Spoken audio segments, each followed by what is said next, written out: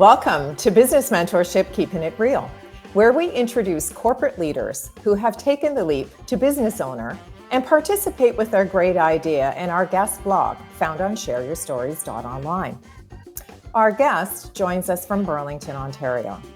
Robbie Spier Miller is an award-winning human performance expert, hypnotist, NLP coach, and the founder of Hypnosis Training Canada.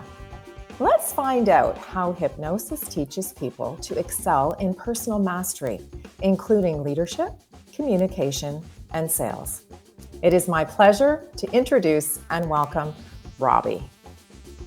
Great to be here, Trish. Thanks for inviting me. You know, I'm so thrilled that you're able to join us because I thought perhaps we could start our conversation with you giving a true definition to our viewing and listening audience as to what hypnosis really is and how it can help us. So hypnosis is a way that we can communicate with our subconscious minds, and we all go in and out of hypnosis naturally throughout our everyday life. So examples are, if you watch a movie and you laugh when it's funny or you cry when it's sad, you're responding to emotional suggestion. And that's a hypnosis-like state. Or you're driving and you find yourself sitting in your driveway at home and you don't remember what you did for the last 8 blocks and somehow you made it there. So those are examples of where our subconscious mind is at play. And we naturally go in and out of this all the time. It's really as natural as breathing. So when we learn how to use it to help ourselves, we're acknowledging that it is happening all the time, and we're learning how to use it skillfully to help ourselves get more of what we want in life. Because the reality is that if we don't choose our hypnotic trances, then they choose us. They choose us based on how we grew up, based on the ways we chose to cope or the routines we've done over and over. And so a lot of people come to a hypnotist to get unhypnotized, to break out of hypnotic trances that are in the way or sabotaging them, or just not allowing them to be as successful as they can be. So it's really taking control of that sort of subconscious and making a transition between the subconscious and the conscious. Is that correct? So the subconscious mind really determines most of what we do day to day. We all like to believe that our conscious mind is in control, and that's a teeny weeny bit true. But most of our decisions and behaviors come from our subconscious and our emotions. And so we're learning how to have choices with that. And obviously choices that lead us down a path to success, whatever that may be, personally or professionally, right? Exactly. Yeah. So how did you get into this work, Robbie? Because I mean, we see things online, we're all involved in the scroll on social media posts, and we see all kinds of people who have these really awesome business ideas. Mm-hmm. But how did you actually get involved in this work? I first started learning hypnosis to help myself, and I discovered it because I grew up with, my parents are medical doctors, and I grew up in a very academic type family, and are surrounded in a culture by people who really focused on like the professions, right? Doctors, lawyers, accountants, teachers, and so this was really out there from that world. Your guidance counselor doesn't say, I think you should be a hypnotist. So very different from how I grew up. But when I started dating my husband, we're talking like well over 20 years ago, because we've been married 21 years, so almost 25 years ago. At the time, I was working in IT consulting, and I found the environment very stressful. It's a very high pressure world with unrealistic deadlines and politics and constantly needing to compete and prove yourself.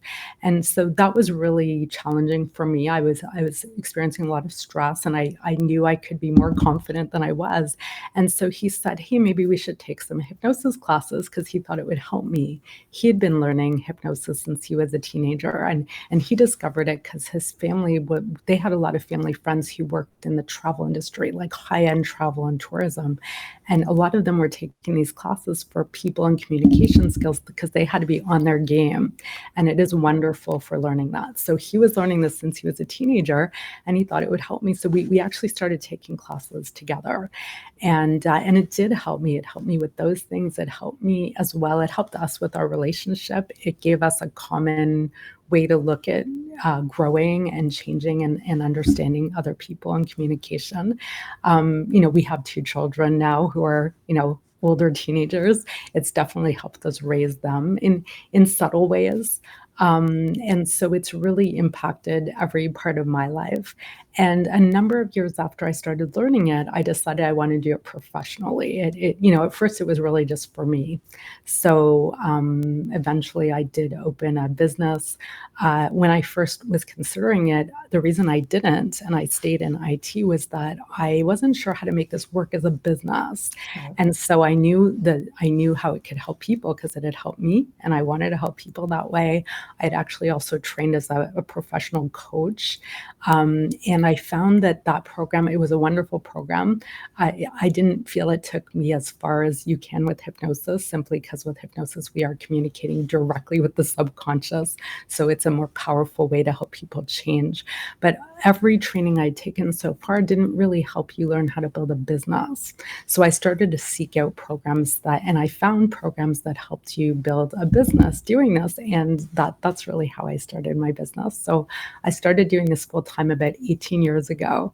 And it's wonderful. I feel very fortunate to do this as my career. Sure. And so it's really great to be able to help people all the time discover more than they thought they could do, right? Sure. And change their lives in wonderful ways. Now, I love the way that you made the transition between a corporate leadership role into self-employment by seeking out ways in which we could learn more about business, because it's so true. Some of the things that we love have nothing to do with creating a business. That's So right. if you were to share with our viewing and listening audience, perhaps one tip for, going back all of those 18 years that you can say, if you consider this, if you maybe follow this will give you an indication as to how to take your great idea into a business. Because I think sometimes we get so caught up in the details or in the process that we don't know where to start. Yeah. A very important thing is to seek out business mentors who can help you and people who are willing to be honest with you, and help you get a big picture view. Because when people have an idea, they're often very attached to it and very passionate about it. It may not be a good business idea. Not everything can work as a business. That's so true. Yeah, sometimes when we're mentoring people or coaching people, you don't want to squash the dream. And so people will kind of help them within that idea without helping them really be willing to stand back and see the big picture. And I'm all for taking risks and doing things that most people don't do, clearly, because that's what I do. And when I started doing this, people would say to me things like, really, people will pay you for that? But yes, actually they do. And I make a really excellent income and I help other people do that as well. Sure. But not every business idea may be able to do that, or there might be a way to implement it that will work and other ways that won't. So often people, when they have a business idea, they're very attached to it and they want to express themselves through the business. And your business needs to be about serving people because that's what they'll pay for, that's what they need. And so it's very important for business owners to honor that aspect of business. Sure. and really mature into that, because I totally get wanting to express yourself, but sometimes we need to do that with hobbies or other interests, or we can find an aspect of what we do where we can be free to do that. But if you really want to run a business that actually succeeds, you have to be serving people. You have to be filling a need that's actually there. Solve a problem, right? Solve a problem and be able to do it in a way that people are willing to pay for. Right? And where they value the results. So that would be the first thing, to find somebody to mentor you through that, to build it up very organically, step by step, have enough proof of concept. A lot of people have a big dream and they don't have, and then they're where they are now, and then they get overwhelmed because they don't know the steps to get from here to there. Yeah. So it's really wise to be having experiences in real life that show you what works and what doesn't along the way, so you're not taking huge risks without evidence that it's working.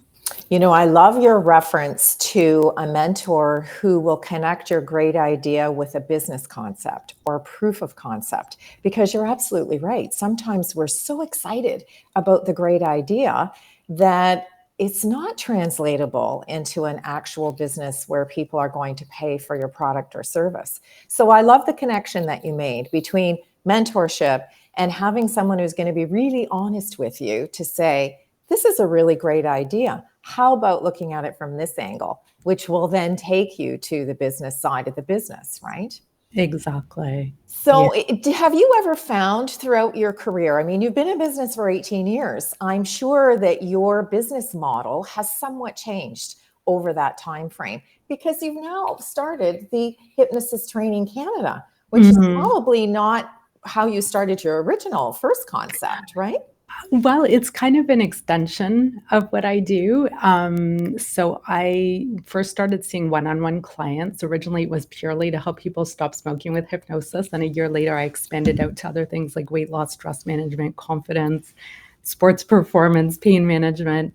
And so for I think about 6 years, I was just doing one-on-one. And then I started the school so I've been doing the training for about 12 years. And it was a natural progression, Right. because as you get the one-on-one experience and then you start to teach groups of people and you start teaching people how to do this, your skill comes from that experience. So I would say that every step I've taken in my business has been built on the foundation of the previous steps. And so it So makes it true. easier. Yeah, I Yeah. love that. You know, I always say follow the breadcrumbs, right? Because like Yeah. the first little step that we take, I mean, sometimes our customers will push us into a new direction because they're looking for a new product or service that they can't Mhm. find.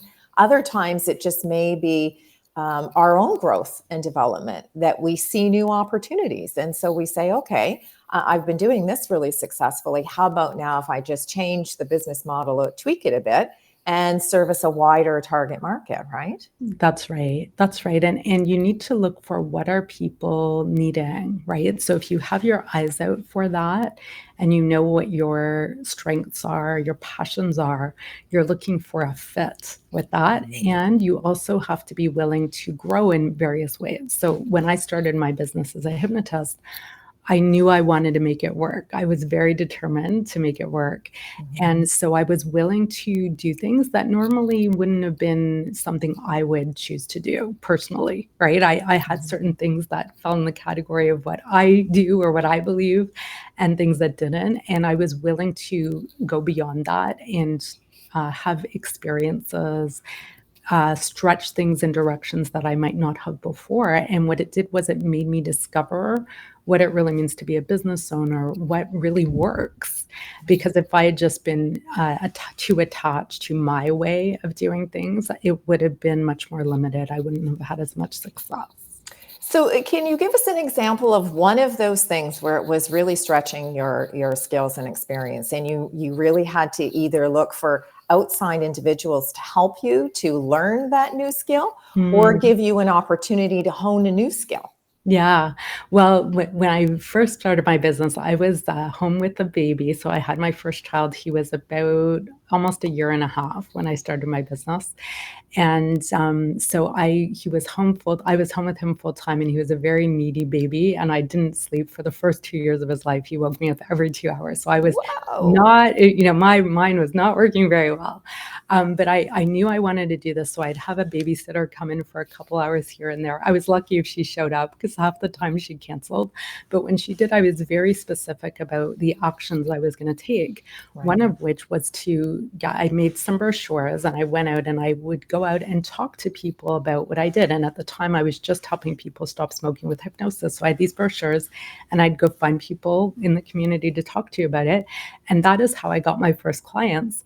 That was not a natural thing for me to do. Sure. I was shy. I'd been home with a baby for a year and a half. Coming from the medical world, that's not the kind of thing you do. I mean, medical doctors, the people come to them because they need the help and the government pays. So it's not the kind of thing where you need to promote yourself. right? Right. So there can be some kind of snobbiness around having to do something like that. Sure. But I did it, and I quickly learned that I could do it, and became more confident and better at it. And it was through the doing that I improved. And in my experience, a lot of people avoid doing these types of things because it's uncomfortable, or they're shy, or they're worried about bothering people, or whatever. But if they don't actually take action and do it, they'll never get the experience to get better at it. So I think that one characteristic of successful business people is they're willing to just go and have experiences and take risks and stretch themselves and learn, and that they realize the sky doesn't fall. It's not all going to go great, but the sky doesn't fall. Yeah, it's the action steps, right? You have to take baby steps of action in order to watch your business germinate and grow into something that you feel is has long-term sustainability. That's right. Yeah. And so a mistake a lot of business owners make is they pick and choose what they're willing to do or not do, or how they're going to do it. And because of that, they really limit what happens, and they'll put a lot of focus on the things they feel comfortable with or they're already good at. And they will really have like blindness and amnesia for the things that they're not comfortable with or they're True. not good at, Yeah. or maybe don't quite fit their current values. So at the time, me Yeah. going out and talking to people about what I did not quite fit my current values, but it had to happen. Sure. Yeah, for sure. So you sound to me like you're a planner. I mean, obviously you had a long-term vision and you've been working towards that long-term vision. And Mhm. clearly it's not going to stop here. I mean, you'll clearly be celebrating your 20th anniversary. It's just around the corner. So Yeah. what's in the future for Robbie? What do you see as sort of the next step for you? I've been doing a lot of things to reach more people about what we do, whether it's business or personal growth. So we're offering a lot of mini trainings and workshops on things like public speaking, and either getting over fears of public speaking or becoming a more charismatic speaker. Those are Mm, hypnotic skills. Often people don't look at it that way.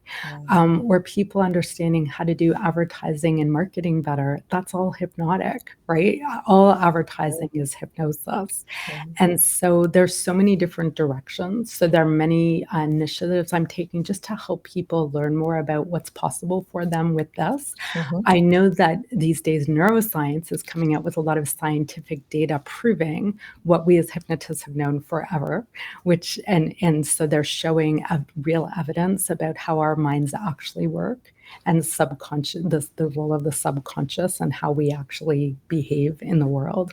And so when you learn hypnosis, it's the fastest, easiest way to take advantage of that. And so it's really a natural resource that we're not using. And the all the medical associations, like British Medical Association, the American Medical Association, even the Canadian Medical Association has acknowledged that hypnosis should be taught in medical school. It's not like it's a woo-woo thing. This has been scientifically shown that it helps people in all kinds of ways. So my first book that's coming out within the next few weeks is going to be called 50 Fun and Intriguing Facts About Hypnosis. And some of the things in that book are going to show people how this really has been documented as a very natural and scientifically proven phenomena that we can use to help ourselves. So, my outcome with that book is to help people understand more about what this can do for them. Sure, make the connection, right? Make the connection between the unfamiliar to the familiar. So I love the idea that you're coming out with sort of the 50 facts or 50 things that we can all relate to, Mhm. and then put the practical application into our own life. So, well, you'll have to keep us posted on how that book goes. So, Yeah. congratulations for that, because that I really agree with you. I think that folks will then overcome their inhibitions if they understand something a little better.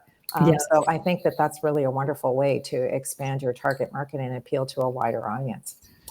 Yeah. Now, one of the things that we do in the guest blog is we ask folks to share 3 words of advice. And I think I'd like to ask you to wrap up our conversation today by explaining to our viewing and listening audience why decide, do, and discover is important to you. Well, I would say that those 3 words sum up the structure of what we do, because we do need to decide on a direction. If we don't decide, then we're in debate and we're watering things down and we're not actually focused. So it's kind of like there are leaks to our energy or resources when we're debating. So it's much more valuable to make a decision and follow through. And the word hypnosis actually is a misnomer because hypnos means sleep in Greek. And so the person, Dr. James Braid, is the person who coined the term. He wanted to rename it to monoideism, or a single idea, or a decision, right? So we want to make a decision, like, where are we going? Like, if you were driving your car somewhere, you need to tell your GPS where the destination was. Otherwise, you'd just be taking a, meandering country drive. So you do have to know where you're going. So that's decide. Then the next step is do. So you do have to take action and do something in the real world. If you don't do that, then you won't know what to do next. So some people make the mistake of staying in their head and wanting to know all the information ahead of time, or having a very clear plan ahead of time. The problem with that is that usually that plan isn't realistic. So we want to be starting to do as soon as possible. And then the discover piece is that when we do, then we discover what works, what doesn't work, what we need to learn, how we need to proceed, so that we can make things better and better over time. And a lot of people associate a lot of shame with making a mistake or needing feedback or things not going well. And that's true whether they are struggling in life or they're super successful. There's some super successful people who are take a lot of pride in that. They see themselves as the winners. And so they'll stay away from anything that implies feedback, because they want to uphold that view of themselves.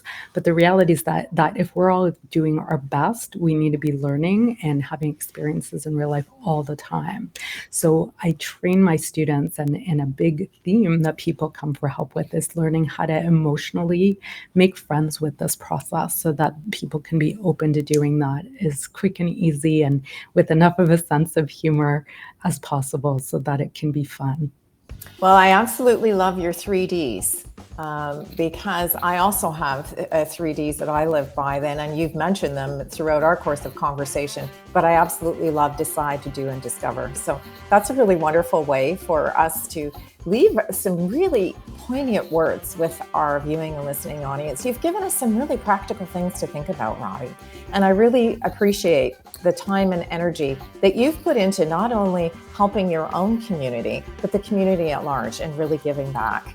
So thank you so much for joining me. It really was a pleasure speaking with you today. Yeah, thanks for inviting me. And I love the mission you're on with Share Your Stories and the business mentorship that you're providing to people. So, thanks for doing what you do. Thank you so much. And to our viewing and listening audience, I'd like to thank you for joining us today for this edition of Keeping It Real, introducing you to the person behind the logo. If you'd like to connect with our guest, you'll find Robbie's contact information in the description portion below. I'm Trish Tonai, author, artist, and the founder and host for the series.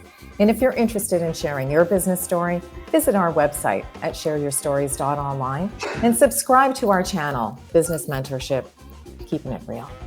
Thanks again for tuning in, and we look forward to meeting you next time when we share another great idea.